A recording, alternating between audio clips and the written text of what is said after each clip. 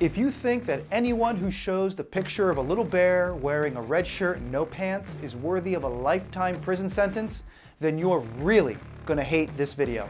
What you're about to watch is very disturbing.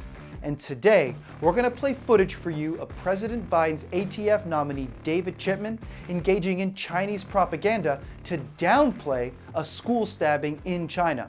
As a GOA member, you probably know that attacks on children in schools happen across the globe. Crime isn't a uniquely American problem. In 2012, 23 children were stabbed at a school in China. This occurred the exact same day as the murders in Newtown, Connecticut. And while China was still reeling from the tragic school stabbing and the US was grieving Newtown, Connecticut, anti-gun propagandist and former ATF agent David Chipman went on the Communist Party-subsidized China Global Television Network to remind the world it's bad that Americans have access to guns. This, of course, allowed the Chinese government media to downplay and largely censor the school stabbing on their home front. Reuters reported that on the same day as the Newtown shooting, a crazed man broke into a school building in central China, stabbing and slashing 23 pupils in an attack that, although not fatal, lit up the internet but barely registered with official Chinese state media.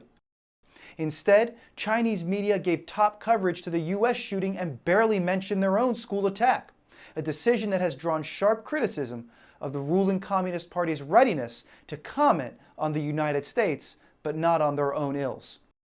In other words, David Chipman helped the Chinese Communist Party downplay their own attack by promoting gun control in the United States. And worse, he tried to cover this up by not disclosing it to the Senate Judiciary Committee when he was asked to report all his media interviews and quotes. Now, we're about to roll the tape for you so you can literally watch the propaganda happen. When watching, keep in mind, in 2019, the Department of Justice required this Chinese news station to register as a foreign agent under the Foreign Agents Registration Act. Now roll the tape. If the death toll is confirmed, Newtown would be the second worst U.S. shooting after the 32 that died at Virginia Tech in 2007. Friday's shooting is the third major gun attack in the U.S. in 2012. I'm now joined by David Chipman. He's a special agent at the U.S. Bureau of Firearms and Explosives. David, thank you for joining us. I've asked this question a few times already. What is the answer here?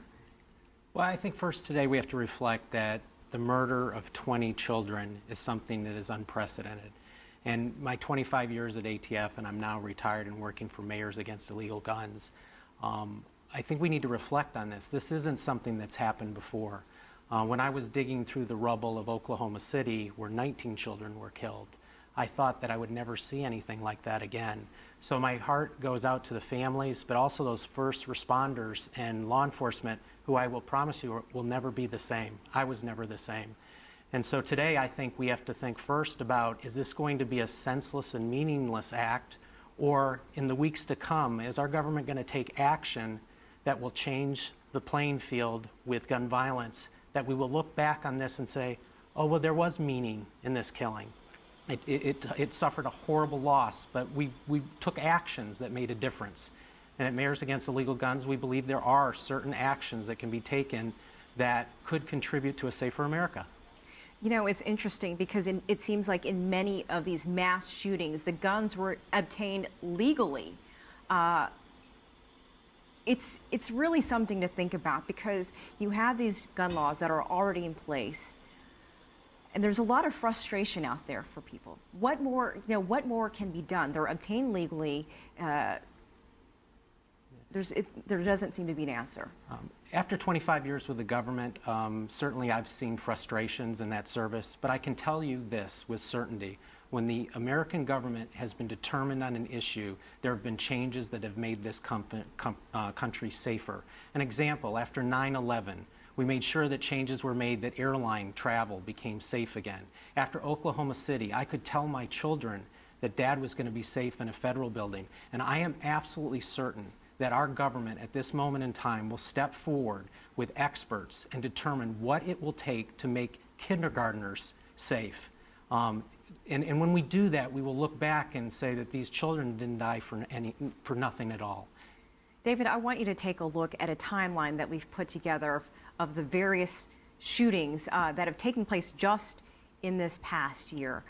If you take a look up there, we begin with what happened today. We had the mall event that happened earlier this week, and the numbers continue. And you see something like that, it continues to happen despite all the rhetoric that is out there. You know, it's been so many years since Columbine, and yet we have another school shooting. And so I'm wondering, for my family, when is this going to happen again? I mean, it could happen again.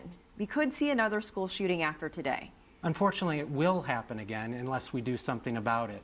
There has been a lot of talk and little action. Right now, in the U.S., 40% of gun sales occur in this country without any background check. We've heard previous guests talk about mental health problems. Shouldn't we check to make sure someone doesn't have a mental health history before acquiring a gun?